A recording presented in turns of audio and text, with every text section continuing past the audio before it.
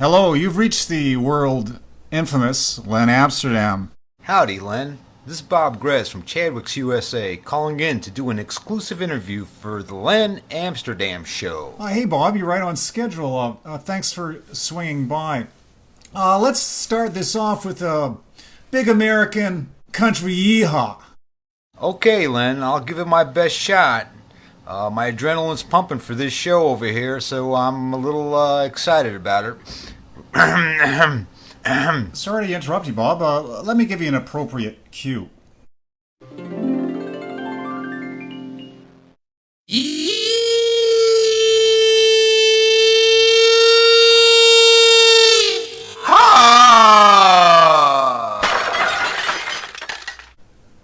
Hey, good one, Bob. You just blew out the windows in my control room.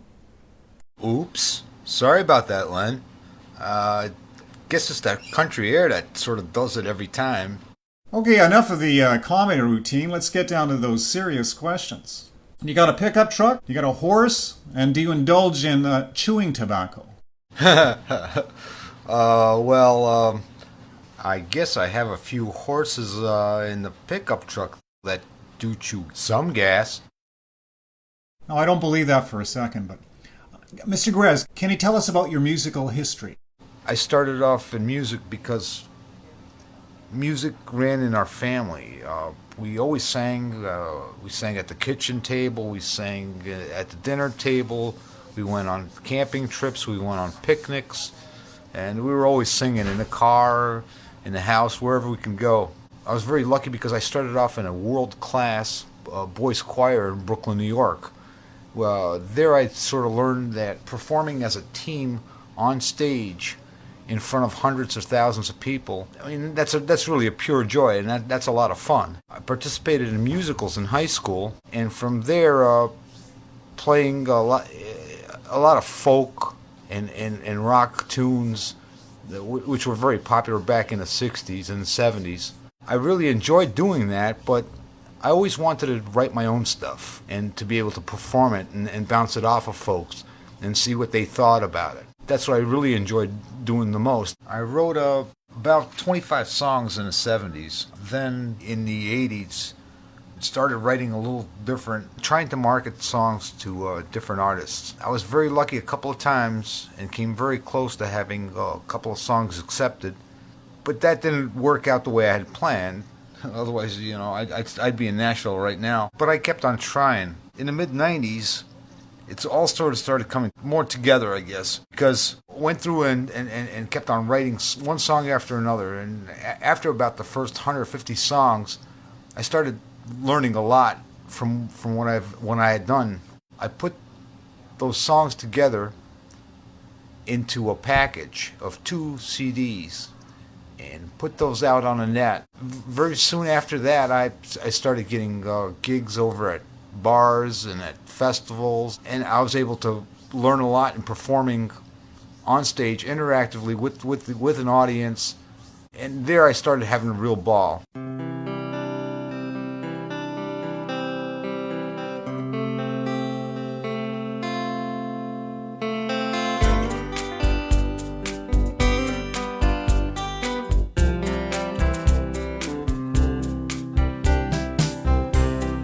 Why'd you stop holding hands?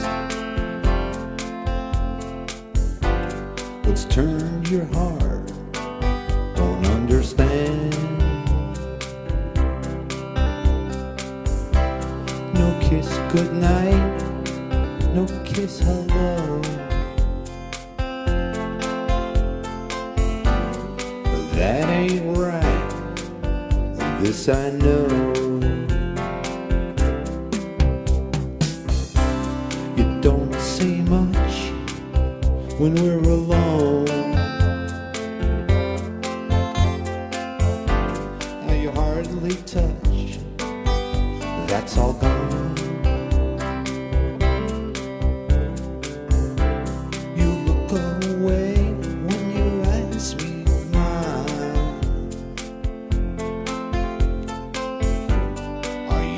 Afraid of what I'll find.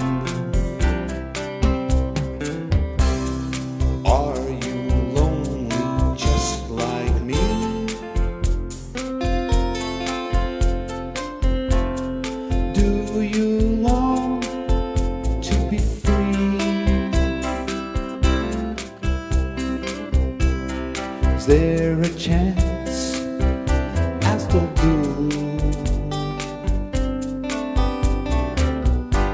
Or am I the wrong one for loving you?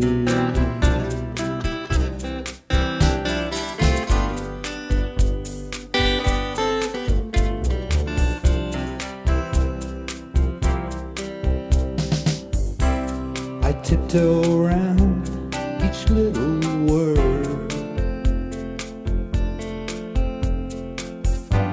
I'm afraid to cause a stir.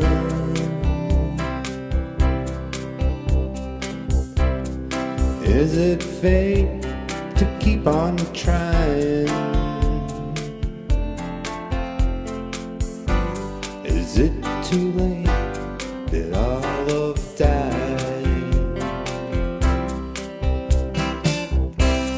Sure was nice, sure felt fine,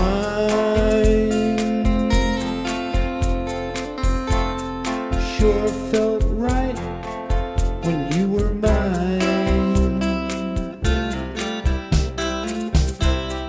But our dream will fade away,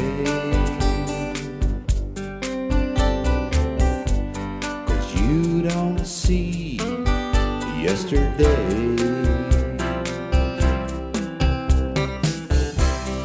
Are you lonely just like me?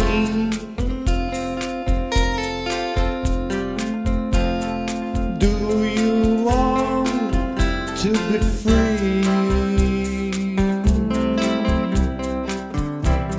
Is there a chance I'll still do? Or am I the wrong one loving you?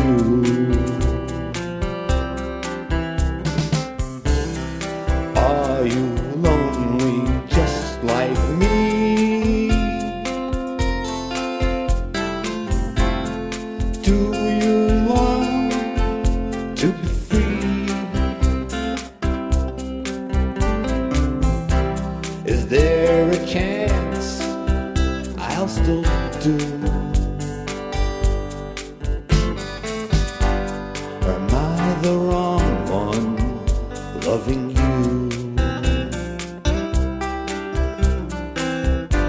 Am I the wrong one loving you?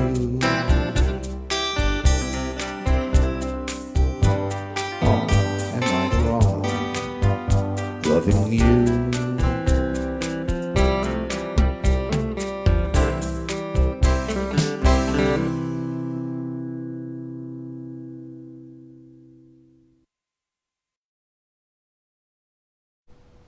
So Bob, what was your first guitar and what's your current axe? My first guitar was a $30 department store special. The strings were up so high above the fretboard, I guess it was about a half inch or 3/4 of an inch above it. But that's what I learned how to play guitar. I now have a Guild F45 CE. It's a cutaway, very pretty guitar. It's got a very nice acoustic sound.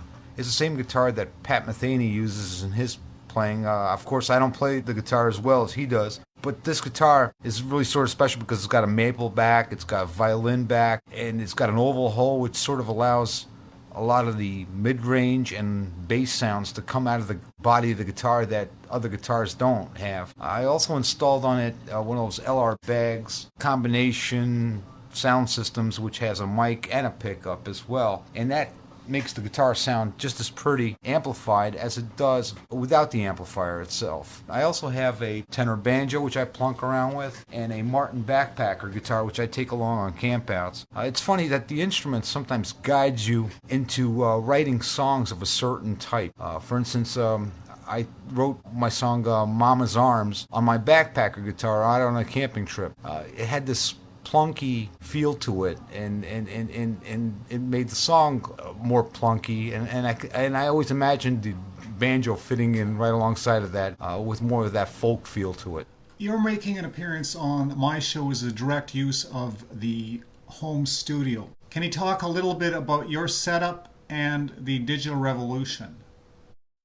My home studio is relatively simple nowadays. I still believe that you should really record your music in a professional studio with professional musicians there, with a professional recording engineer, with a producer. I think the quality of the material is really top notch when you do that. But for my home studio, I just have Audacity for some software to record some simple things. I have a nice Shure mic, Beta 87C or whatever the heck it's called. Yeah, I think that's it. Got a very nice wide bandwidth, so vocals come out really sweet on that. And of course I feed that in through a Mackie mixer, an 8-channel one, and I feed that into my Macintosh computer, and basically that's my setup right now. I'm still considering putting on doors and trying to isolate my studio away from the rest of the house a little bit, and I'll see how that goes, but that's my next project. All told, a studio doesn't really have to cost that much, especially for demos in the home. My setup hardly cost anything. I mean, Audacity is free. The computer itself, I think, you're going to spend anywhere from $500 to $1,500 for a good computer. There's a lot of benefits today that we have with this digital revolution. We don't need reel-to-reel recording being done anymore. I mean, each of those tapes, I still have some of the tapes. Nowadays, you don't have to spend that much. Computer hard drives are cheap. You can record on them and erase and edit and do everything that you really want to do in a home studio. So don't spend a lot of money for demos that you're recording at home, unless you really want to. I mean, if you want to, you can go out there and spend $25,000 for a system. And if that's what you want to invest in, by all means go ahead, but that's not the route that I chose. Now, Bob is very well known for his collaborative efforts. I personally know of his work with Freddie Potts, Morris P. Rainville, Chairs, and Too Wald himself, Clay Pierce. And is there any truth to the rumor that there's a Spud track in the can? I have been extremely lucky in doing some collaborative work, primarily through contacts on the internet. My first song, Mama's Arms, was recorded by Tor Haugen and the Chairs, and then very shortly afterwards by Morris P. Rainville from Canada. And both versions, I was flabbergasted. I'm amazed at the quality of those two artists and how much of their soul they had put into my song. I was amazed by that. There were many other collaborative efforts that happened afterwards. One that comes to mind is working with Freddie Potts out of Louisiana. Freddie had this idea for a song called Moonshine. I sort of helped him out with the words and stuff. Then Clay Pierce had some marvelous ideas about a real touching song about his son. That touched me, but sometimes I'll help out and just see where that song goes.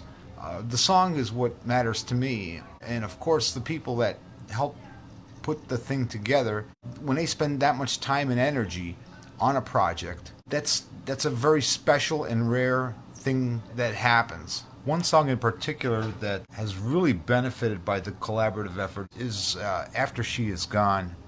Mary's song. It's a song about a bag lady, and I sent it out to Morris Rainville a little over a year ago, I guess, and he recorded it, and it came back, and we worked back and forth on getting the sound just right, and we posted it on SoundClick. Since then, we've accumulated something like 32,000 plays for just that one song, like almost 1,000 downloads of the tune, and I think that kind of success sort of shows from a teaming up of where two minds are better than one, definitely. I hope to continue doing this.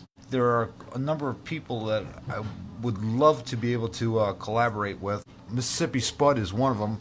His telly, I definitely want that in the song, and we've already discussed a couple of ideas on a song about half a year ago, but I plan to get back into that and seeing if we can finish that one up. I think that one had a lot of potential. I wholeheartedly recommend collaborative efforts to many of the artists out there and songwriters out there. I've learned so much from the people that I've worked with, and I've had such a blast doing it. Every single collaboration that I've ever done, I've really benefited by it. And I just want to say thanks to all the great people out there that took the time and their energy to work with me. What do you think about the wonderful wide web? The internet for the musician and the artist and the songwriter is a wonderful thing. It's a microphone that is set to talk to the whole world. I've been able to get folks to listen to my songs from Australia to Europe, Asia, Africa, places that I would never be performing in directly. I can't say how wonderful of a medium it is. It sure beats radio as far as I'm concerned, and I think it's definitely the wave of the future. I think it's only a matter of time before the internet, though, catches up on being able to protect the rights of songwriters and artists and keeping their material from being stolen and just used all over the place. They'll figure that out soon enough, and within the next couple of years, I think even that will be much better. I have heard more songs that were unique and distinctly creative, something that hadn't been, how should I say it, homogenized or blenderized by the music industry. The artist and the songwriter are able to put out songs that come straight out of their heads and go straight onto a recording, onto an MP3 recording, which is presented directly to the audience. I don't think you can ask for anything better than that. The other benefit about the internet is that artists can talk to other artists and see what problems they have found from the experiences that they have had. And songwriters can learn how to write better from other songwriters. It's one great mosh pit for folks that have the same interests and maybe have the same problems and issues, and they're able to work on them and try to solve them in a grander effort, which is more cooperative across nations, across cultures, across all sorts of things. What are the important things in life besides music? Outside of my musical interests, I guess the focus is really my family. My wife, my kids, my new grandchild, who was born just 2 minutes before midnight, before New Year's Day. My son, he's getting married in June. Life is just so full of everyday things that I really have very little time left over between my day job, my family, and my music. And I think I've got a full platter right there. For rest and relaxation, I like to go out to my camp, but that I really enjoy more in spring, summer, and fall. In the wintertime, I prefer sitting over by a nice hot fire and playing my guitar and maybe watching a movie or two. Who are your musical heroes, particularly those artists who influenced your own songwriting? There's a lot of people that I was influenced by in music. One is like Conway Twitty, who sang That's My Job. I learned a lot about what people can say inside of a song and how meaningful it can be to the listener. I know that was meaningful to me, particularly because my dad had recently passed away. There were many other people that had influenced what I have been doing in the past, like 10 years or so. Kenny Rogers, Garth Brooks, Alan Jackson, Clint Black. The list goes on, and I think I wrote it down one time, and I think I surpassed about 200 or 300 names of people that had really influenced me in what I do. There was somebody that made a statement one time and had a quote that says something that we can see so far because we stand on the shoulders of giants. And I think that's been my guiding principle when it comes to creating new music. And what I've done is I have tried to learn from people that have come before me, and not only the big name artists. I learned a lot from the indies that are on the internet, and I think someday they're going to have big names and be very influential on the music scene itself. I'm grateful for being at the right place at the right time in gaining from the experiences of the people from the past and learning from the people that are there right now. And I hope to leave a little bit of something that somebody else can build on something in the future with.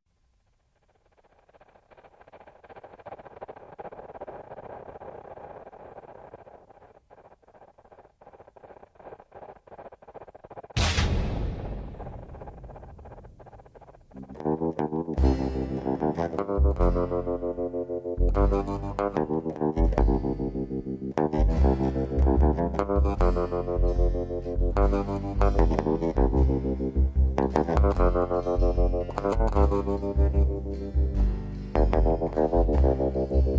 of Texas they rode 1919, 580 banks notched in their sprees, thunder and lightning cracking the sky when the Newton boys came riding by. They teased, they laughed, flaunting the law in Oklahoma and old Arkansas. Pistols pointing high, shotguns aimed low, blasting bank safes with nitro.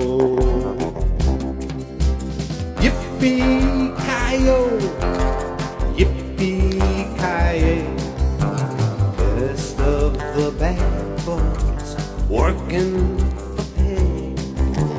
Good boys, bad boys, but boys just the same. Plain good old boys from the plains. A mail train they eyed sometime in 24. 3 million in mail sacks locked behind steel doors. Stetsons and masks and overhauls they wore, heading for old Chicago. Rode into town in cars and on steeds, guns blazing away, the last of their breed, with a hoot and a holler, a kick in their heels. The boys were just looking for deals. Yippee-ki-yo, yippee-ki-yay, best of the bad boys working for pay. Good boys, bad boys, boys just the same. Plain good old boys from the plains. Joe and Jess and Willis waving their guns, still they believed in hurting no one. Brother Doc was shot from Brentwood's 38, 3 holes from his own friend's mistake. 9 months to 5 years, what they all drew when the boys were caught, all done and through. To a right good old age, all the Newtons had lived. The law could forget and forgive. Yippee-ki-yo, yippee-ki-yay, best of the bad boys working for pay. Good boys, bad boys, boys just the same. Plain good old boys from the plains.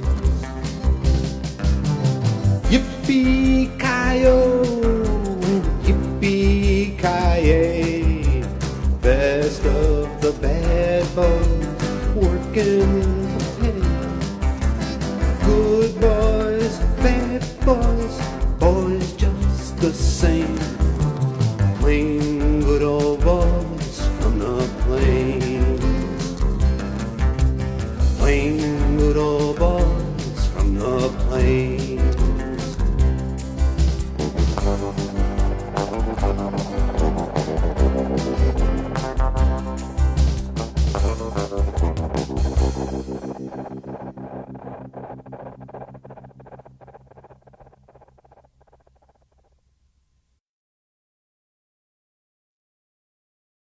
Bob, do you have a live performance story you can tell us? Everybody who's performed on stage has had great experiences and has had horror stories. The one story that I can think of where I had a blast, I was performing at this open mic night in a place north of Rome, New York. The place had this heavy rock blues influence. Most of the people there were heavy rockers. When I came on stage, I was doing my country music, and I'm trying to think real quick about which song I should really play for this crowd that is expecting this overdriven music to be played. And what I did is I quickly picked out my slowest, sweetest song, and I performed that. The first 4, well, maybe 8, 12 bars into the song, I looked at this one guy. I guess he was about 6'4", about 250 pounds. He was turning away from me and starting to face the bar when I was singing. Then I noticed that his wife or his girlfriend or whoever, she sort of peeked out around him and started heading towards me. And then I noticed another lady and another one.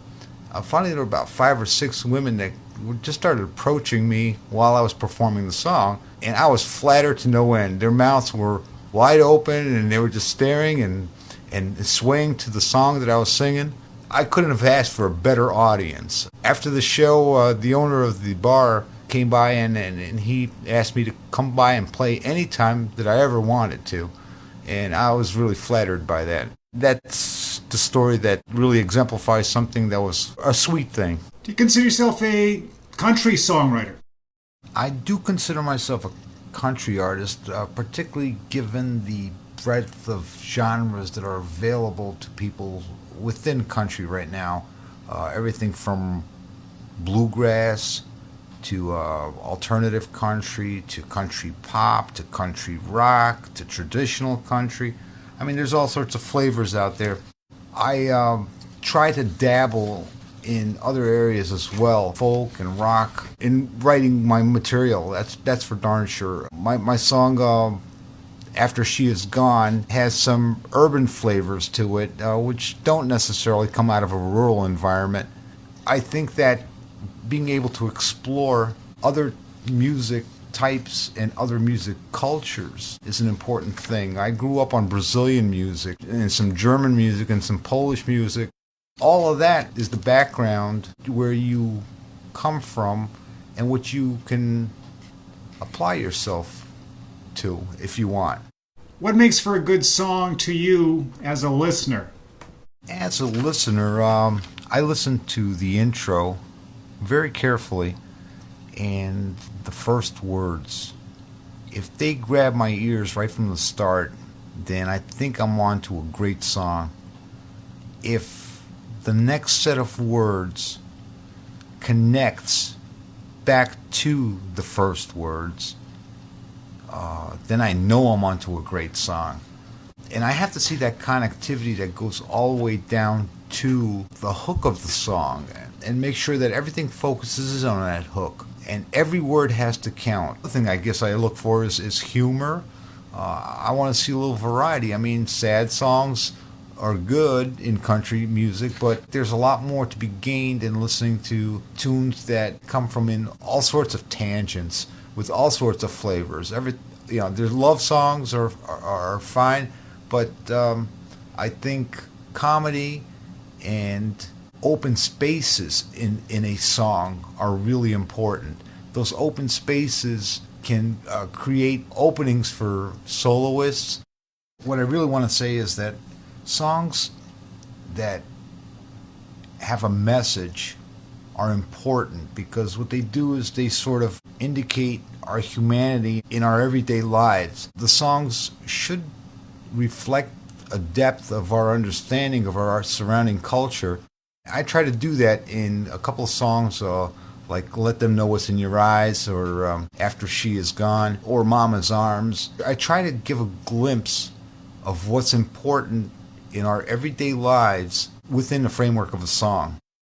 What's your understanding of the paid download? The paid download thing on the internet, well, that's where artists and songwriters get reimbursed directly through a payment from the end user. Right now, I think that there's not a whole heck of a lot of money to be made for indies. And even the established recording industry, I don't think will make a whole lot of money on it right now. But I think within 5 years to 10 years, I think music on the internet will be the radio of yesterday. It's only a matter of time before things really catch up and go in that direction. I think I see the processes all lined up, centered about those types of concepts. Well, it's unfortunately come to that time where we have to wrap her up. I'd just like to thank you, Bob, for swinging by. You've given us some really insights into what you're about. I've been asking all the questions here, and you've been doing a lot of the talking. Perhaps you'd like to throw out a question to Len Amsterdam. Len, at this time, I'd like to thank you very much. In doing this interview, I realized the time and the trouble that you have taken. I've been itching to ask this for a long time, but are you a DJ in Toronto or Ottawa, or where are you? I know you're on the internet, but why aren't you also on the radio right now? Geez, Bob, that hurt. Have you heard the state of conventional radio? Seriously, conventional radio is dead. Even this new spaced out thing, it's the same old repackaging of all the hits you've heard all your life. Now, the Canadian nation has been hip to all things Len Amsterdam for many moons now, and it's only recently that my American brothers and sisters have joined the cause. Bob Grez is on the top of my playlist and should be on yours too. Len Amsterdam, Canada.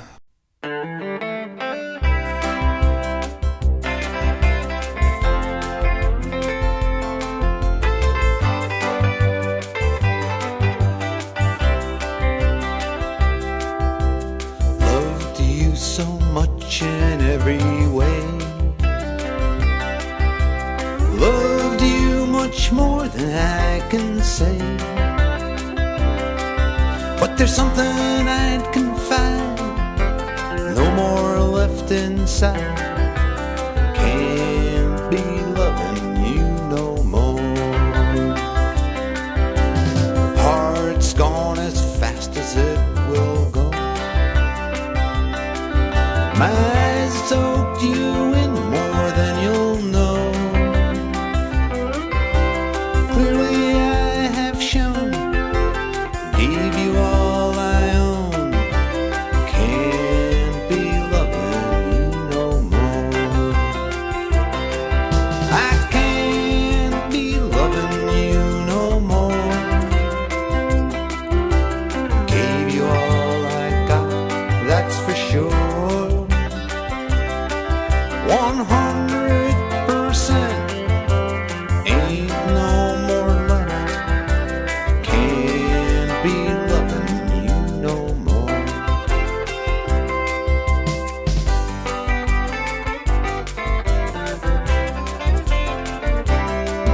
You're asking me how much I had. Gave you all I have, and that ain't bad. Nothing left to learn, past the point of no return. Can't be loving you no more. I can't be loving you no more. Gave you all I got, that's for sure. 100%, ain't no more left.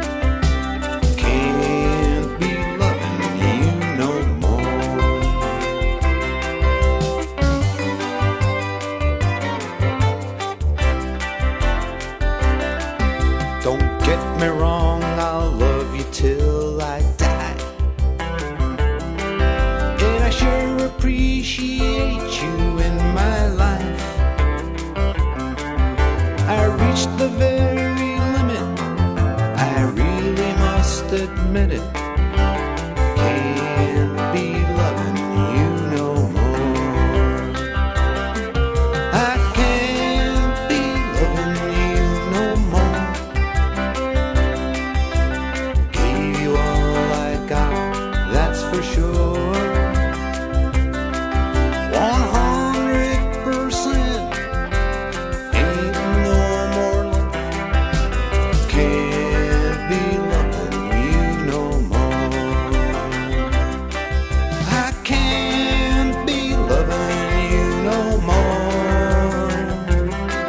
I gave you all I got, that's for sure.